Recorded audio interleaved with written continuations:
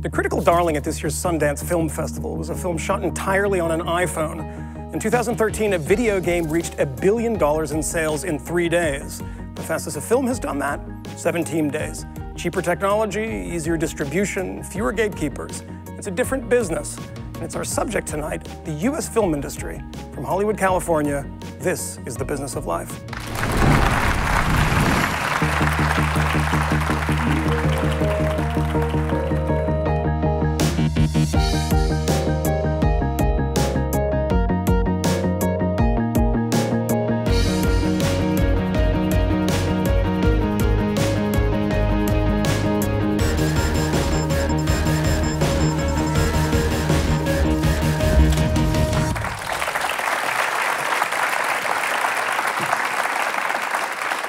Hello, I'm Michael Moynihan, and welcome to The Business of Life, coming to you this week from Hollywood, California. Do you go to the movie theater with any measure of frequency? Or is yours mostly a diet of Netflix and video on demand? Or, and be honest on this one, do you download films illegally? Our changing viewing habits have changed Hollywood, but for better or worse. There are still big movies with bloated budgets, but now it's easier to make films without Hollywood. So barriers to entry are lower, and there's more content than ever. But is this a good thing? And do we need Hollywood? Well, today we're going to find out. And as always, we're going to break down the issue using facts, figures, dollars, and cents. And I'm joined by a panel of experts clamoring to answer the question, what has happened to the US film industry? So let's meet them. Randall Emmett has produced over 50 feature films, including Lone Survivor, Two Guns, and upcoming Martin Scorsese movie, Silence. Adam Davidson is not the Adam Davidson that we've had on the show a number of times. There's an NPR Adam Davidson, and there's this Adam Davidson, West Coast Adam Davidson. We've never met somehow. Never met. We'll make that happen. Adam Davidson is an actor and an Academy Award-winning director. He's directed episodes of Community, About a Boy, Friday Night Lights, and the upcoming AMC horror series, Fear of the Walking Dead, right? That's the right title. And Matthew Belloni is the executive editor of The Hollywood Reporter, and before his career in journalism, he practiced entertainment law here in Los Angeles. Welcome, and let's begin with our first topic. Doing it yourself, DIY. And let's bring up that first number. Sean Baker's 2015 Sundance hit Tangerine was shot on an iPhone with an $8 app and a $160 lens adapter. I'm gonna start by asking, who's a filmmaker or wants to be? And also, do you think that Hollywood is necessary for you at this point?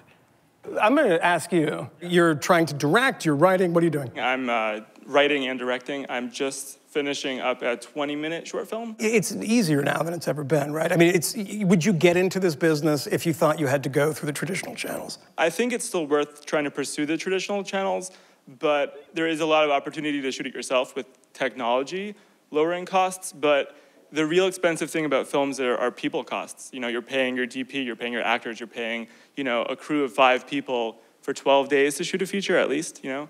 Randall, in journalism, when blogs started, right? Everybody has a Gutenberg press. It levels the playing field. We're all journalists.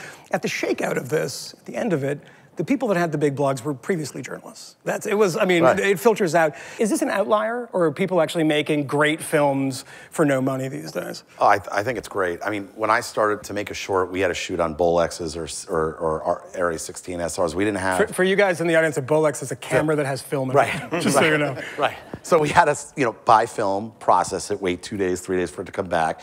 And that was in school, so you had to go raise $5,000, $6,000 to do a 2-minute short. So I think it's amazing, even when I go back to the film school, to my film school and other film schools, to see them shoot digital. I think it's a blessing because our community gets a chance at seeing people that are from places all over the country that maybe can't come to Hollywood and do it the traditional way. And I do think quality comes out of that. People do it all the time. Adam, do you see people doing this? Do you see good stuff? I hear this all the time, and I'm a skeptic by nature, but is anyone really producing great stuff on 10 grand? It's hard to produce great stuff, whether it's for 10 grand or it's for 150 million grand. Yes. So, so in that sense, the playing field is level. Because what it comes down for me as a filmmaker always is trying to tell a story, trying to tell a good story. My first short, what I did at Columbia University, and they had no equipment. It's one of the reasons why I chose the university, because I thought if you could learn how to tell a story with the bare minimum, then you're that far ahead, because the technology is always changing. Long story short, it was a $4,000 movie, and it ended up winning the Palme d'Or in Cannes, and winning the Oscar How come that wasn't on my card? for best short live action. We didn't talk about that. Is that true? Everybody, I think, starts off DIY. I mean, you read about Kubrick, one of my heroes. He basically said, if you want to learn how to make a film, you have to do it yourself. Well, let's look at this next number here. 4 in 5. That's the number of films shown at Sundance last year that ended up with distribution deals. In 2010, only 1 in 9 films shown at Sundance got distribution deals. That stat is really indicative of the change in the distribution landscape over the last 5-7 years. What you're seeing is a leveling. You know, there are lots of digital distributors now. You know, Amazon's, Netflix, CNN is buying films. You don't just have to wait for the big Hollywood studio to come in and say, we like that movie, let's release it on 2,000 screens. There are different ways. There's VOD. There are all sorts of different ways to release films now. And that's why you're seeing more films getting distribution deals. Getting into Sundance is a very difficult thing. There are other festivals. Is that also necessary, by the way, you should be in a festival? Oh, yeah. I mean, I think as an independent, for sure. I mean, it's the quickest way, at least, to get from A to B and get people to know who you are when you're an unknown. Because ultimately, what most starting filmmakers are looking for is an audience. You know, you ask the question, is Hollywood going away? Is Hollywood necessary? It sort of is, because what people want... It's sort of going away, or it's sort of necessary? No, it's sort of necessary still, because you can make 1 million films, chances are nobody is going to see them. Tangerine, that Sundance film, that is the exception to the rule. The goal of these filmmakers is to take a film to Sundance, get noticed, get that film seen, and then get that next film. If you look at the director of Jurassic World, a movie that made $1.5 billion, his first movie made for $750,000. And it was a big Sundance movie, and based on that, he was hired to direct Jurassic World. 15 years ago at Sundance, smaller. I mean, what are we looking at for distribution then? Back 15 years ago? Yeah, Oh. there was Miramax. Oh, it was 5 Just a handful. Yeah, I mean, if you didn't get picked up for those 4 or 5 companies, there was nowhere else to go. And like everybody's saying here, is that there's unlimited channels. iPhone, VOD. VOD has become such a big venue. Getting films funded, this is one way, is having these traditional players and the new players, and there are other new ways, and let's look at one of them. 37%, that's how many film projects on Kickstarter are successfully funded. Now, any of you people out there done, you don't have to be a film project, but something on Kickstarter. Has anyone done a film project on Kickstarter? You have done a film project on Kickstarter. So what was the project? It was a documentary I was working on the sustainable food movement across the United States. Did you get funded? We did get funded, yes. How much money? Do you mind me asking? It was about $10,000. So if I'm interested in this sustainable food stuff and I see this, what's my encouragement to give you money? Well, I think we had an advantage because we were going after a very specific demographic. We were going after people that cared about the environment, cared about agriculture, cared about where our food was going. So we targeted those people when we were funding the project. Adam, I mean, in some way, like everybody wants to be a filmmaker now. They have this opportunity to actually get funded.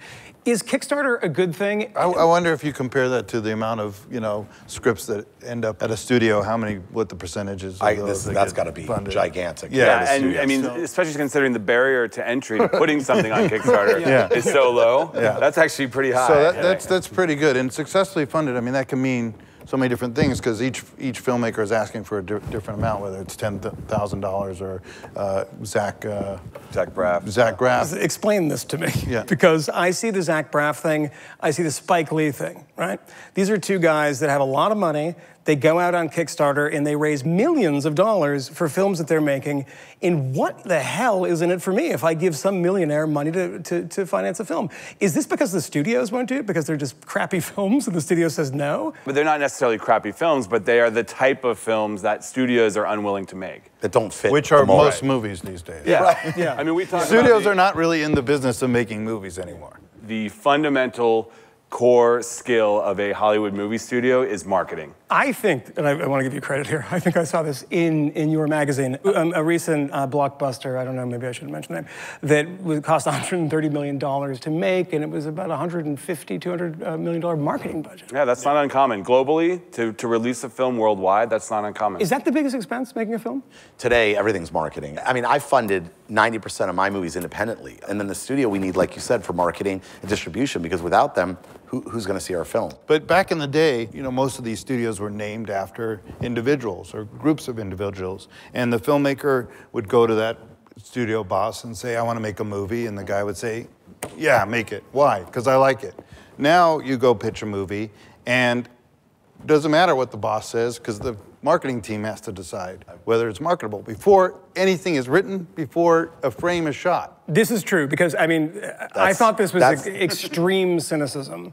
And, you know, people love to hate, you know, studio bosses. I've talked to people that, but that's actually true. It is by committee. And it's not just US marketing, it's international, because 60 to 70% of box office now comes from outside the US. Let's look at this next number. 96%, that's the number of theater screens that were digital in the US in 2014. In 2010, that number was just 37%. People talk about, they miss the sort of whir of the projector and the dust that you can see in the light. Is there something else about this that, I mean, it's cheaper to do this, right? It's much cheaper. And this has been a long time coming. I mean, the audience, for the most part, doesn't notice or care. I am a film geek, sort of say, you know, like you and like a lot. But at the end of the day, you know, I just think, unfortunately, this country we're going to digital, and we can't stop it. It's economic. There will always be, you know, Quentin Tarantino owns a theater in LA where he shows his 35mm films. There will always be those people that do that, and there's going to be a market for that. But for the vast majority of moviegoers, they just don't care. All right, we're going to pause now for a brief break, but we'll be back in a moment to discuss the shifting landscape of the Hollywood economy here on The Business of Life. Let's move on to our second topic, the end of Hollywood. And I'll note there that there's a question mark. But first, I'd like to ask the audience, who here would describe themselves as a monthly moviegoer? I don't know, sort of 40%. Anyone go weekly? The guy that's making the film goes weekly. Yeah. All right, well, let's look at this related number. In 2014, 1 in 10 Americans referred to themselves as, quote, monthly moviegoers. In 2003, that number was 1 in 3. Studios very much still want you to go to the movie theater, right? Yeah, yes. I mean, if a film comes out in the theater like Mission Impossible, why not release a video on demand too? Because the theaters take 50% of the cut, right? Watch what you say. Yeah, this get me in a lot of trouble, this question. No, this is what we want. Yeah. This is what and then I don't have a career. No, I can say the things that he can't. 2 words, theater owners. The theater owners. Like a lobby of theater owners. Yeah, the theater owners have relationships with all of these studios, and if the studios started putting these films on VOD the day that they got into theaters, people would go to theaters less. But the studios would make more money, right? They could. The studios have experimented with this kind of thing. And smaller studios, smaller distributors they call it day and date, theaters and VOD on the same day. But if you are a big movie studio and you put a bigger movie on VOD the same day as it's in theaters, the theaters won't show it in protest of you essentially cutting out their bottom line. All right, let's build on what you're saying and bring up that next number. 17 days, that's how long it took James Wan's Furious 7 to gross $1 billion, the fastest a film has ever done so. But you'll see here at the bottom there that Grand Theft Auto 5 took just 3 days to gross the same amount. Did anyone buy Grand Theft Auto 5? I just looked over at you and you were gamely putting your hand up. What I want to know is, I'll admit to having played this game before. There is a sort of filmic components to it. There's a story. Do you follow the story? Is that of interest to you? Yeah, it's pretty funny, actually. It's kind of like watching a movie or like a show or something in itself. Right. Because there is like a script, you know, or a timeline that you go on. That's a perfect example, and that's what the big challenge is for guys like this. They're not just competing with whatever else is in the movie theater that weekend or on TV. They're competing with Grand Theft Auto, they're competing with YouTube, they're competing with Vice, they're competing with everybody's phones. I mean, it's actually kind of brutal. I mean, it's like there's studios that make video games and they spend $200 million and there's level of stars. So it's very similar in a way to making a film. Is it a threat in any way to the film industry? I mean, I think it's apples and oranges. They satisfy 2 different. I'm not so sure about that because at least I hope. There was a release. I don't know if it was Grand Theft Auto, but it was one of the major games came out the same weekend that a film that was targeting a younger male demographic. And I forget what film that was, but it underperformed that weekend. And some people said, you know, the game probably took some audience away from that. I could see that, but yeah, I think ultimately, like you're going to play your game, and you're still going to want to turn something on and just be a passive viewer. But I want to say one thing financially, and I'm shocked about the number. Like, I didn't even know the video game cost $60. I'll say if it costs $60 and going to the movie costs $16 or whatever. I mean, you're going to have to make a decision. If the parents, say, well, you're $60, you're not going to the movie for at least a month, So I'm sure it's affecting us. We don't want to believe that, but I would have to believe it affects us on some level. Well, to the point of how the young children consume movies, let's look at this next number. 1,033%. That's the increase in pirated downloads of the film Selma after it was nominated for Best Picture Academy Award. No one is watching. You have to be honest with me. Who downloads films illegally? You seem to have an ideological reason for downloading. What was the last thing that you illegally downloaded? Maybe a book? A book? Oh. Do you remember a film that you've downloaded? I mostly shows. So Broad City. Because you don't have cable? I don't have cable. I don't have Hulu. I don't know what it's on, but I don't have any of that. So. Who cares? It's free anyway. Take it, right? Our business is getting killed. I mean, we're getting destroyed financially. We're losing billions of dollars a year all over the world from this, taking something from us that we created, and everybody should have to pay. I was on a plane, I'm walking back to my seat, and there's a woman with one of my movies that's in the theater that's been nowhere. Was it a scene? It was a little bit of a scene. I just walked up to her and I said, listen, I made this movie, I financed this movie, and if you don't get that off your iPad, you're gonna go to jail with the FBI. And then the tears started welling up. She goes, oh my God, I'm sorry. I said, listen, just for the future, we work really hard at making these movies. It's illegal and you should not do that, especially on an airplane with your iPad sitting open. Is there a huge impact, actually a huge impact on Hollywood? Because I see these numbers and oftentimes they come from the studios. Should I trust them? There's no doubt that there are certain markets around the world where the theatrical business has gone in the toilet. 70% in some countries. And it's because the culture has shifted to where it's accepted. You don't get people harassing you on a plane. You just do it. So let's look at this next number. In 2014, Netflix accounted for over 1/3 of total internet download traffic, nearly double the traffic of YouTube, Amazon, and Hulu combined. Notice here also that 3 in 5 people binge watch alone. Does anyone here binge watch alone? That's everybody. Netflix and Amazon have been so successful in this in some ways, and you say they're loss leaders, but they're becoming their own studios. Oh, absolutely. Netflix is doing Netflix is arguably the most powerful studio in Hollywood right now. The Netflix strategy is to spend a boatload of money on content solely to drive subscription numbers. They have 35, 36 million people subscribing, paying to get Netflix in the US. And this is a business that did not exist 5 years ago. Which, by the way, isn't that different than the model of HBO back in It is. It's just HBO on the internet. Adam, how is this from the filmmaker's perspective? I talked to somebody who made a show for Amazon, and he said it was the best experience he's ever had, because we were talking earlier about films being made by committee. He said nobody bothered him. Is it better doing this? I mean, you work with studios. I mean, obviously. Yeah, no, absolutely. I mean, having done this pilot for DirecTV last year, partly it's because, they're new to the game, so they keep hands off a little bit. But also, as I said before, it's all about a fight for eyeballs. They gave me total freedom. We had nudity, we had language, we had violence, all of it. I feel all that was important to telling the story we wanted to tell. I got to portray it in a realistic way, which was, as a filmmaker, very gratifying for me. Let's look at this next number. $625 million. That's the total domestic gross for Jurassic World as of July 27th, 2015. Its total foreign gross, $918 million. The expectation for $1 billion is not unreasonable for a lot of films. There are a couple each year now.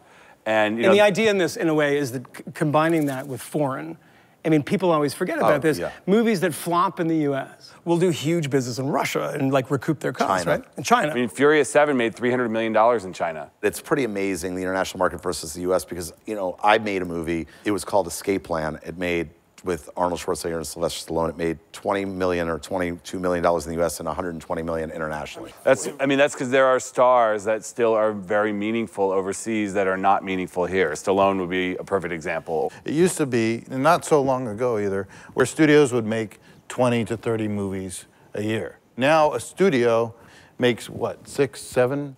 But they have financing partners, and they buy movies. Yeah, they buy different movies. Yeah, I went to a conference in March, a movie theater conference, and Disney got up and showed a graphic, a slide. It was Star Wars once a year, Pixar movie once a year, Marvel movies twice a year. Every single one of their movies was a pre-branded, gigantic franchise movie that basically couldn't fail. Something like Tomorrowland, which came out earlier this year, totally flopped. Why would you take a risk when you can just do 2 Marvel movies a year, guarantee make $700 million worldwide, and if it's good, you make $1 billion too?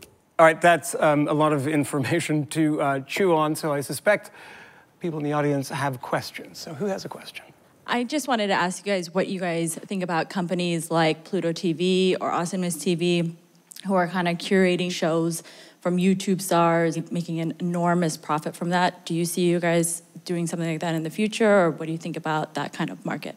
I'm every day trying to figure it out. You know, my office is filled with 20-something-year-olds, so I'm like a dinosaur compared to, you know, I call them the kids, and they're coming to me saying, you know, this YouTube star has X amount of views, and I'm like, I don't even know what you're talking about. But then now I'm like learning the lingo, and so, you know, they'll come to me and I'll look and I'll say, well, why don't we bring them in? They already have deals at ABC or C. It's really it's really a whole new movement. You know, it used to be like sitting in your room trying to make something and create something, and you were the only audience. Like that was it. That was as far as it was going to go. Now you can actually sit in your room and create something, and millions of people see it. So I think it's fantastic. But that said, I think there is a difference between subscribers on YouTube and actual storytellers and people who are talented and are going to, you know, make a mark. There's some great content on those sites, and Awesomeness is a perfect example of a site that's trying to produce short-form content that is meaningful and funny and tells a story.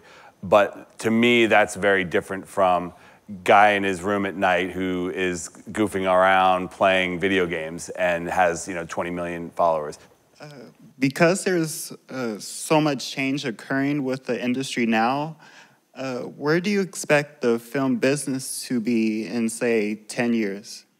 There's going to be more channels. There's going to be more digital choices. I mean, technology is so fast and so quick, you know.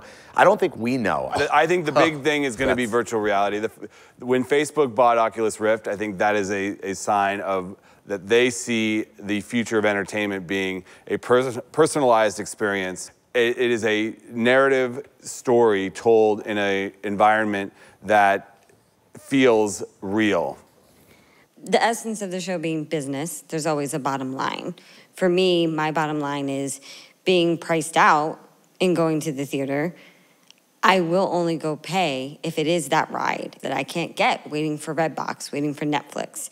My question to you is, in terms of when you're looking at a script, or we've talked about the tent poles, and we talked about the media market, where do you see the actual theater business and those bigger dramatic rides go in your creative process when you're looking at a film?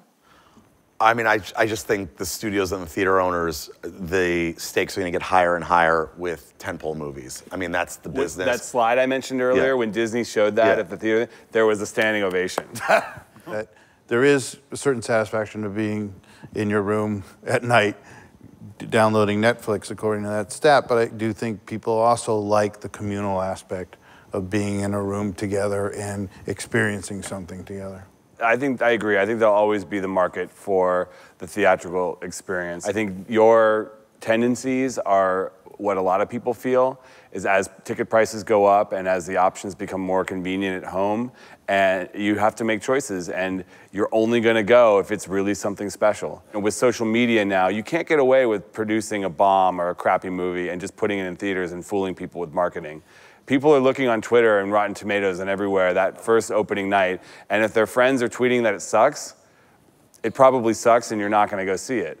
As always, at the end of the show, I know a lot more than when I came in, and I think that I'm going to desperately try to be a YouTube star now. And for pushing me in that direction, I'd like to thank all of our panelists for joining us today, Matthew, Adam, and Randall.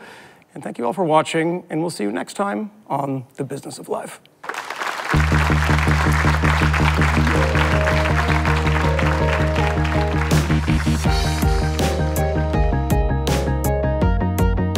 Business of Life is made possible by Better Money Habits. It's a free resource that helps you build practical knowledge and take control of your finances. Powered by Bank of America. See more at bettermoneyhabits.com.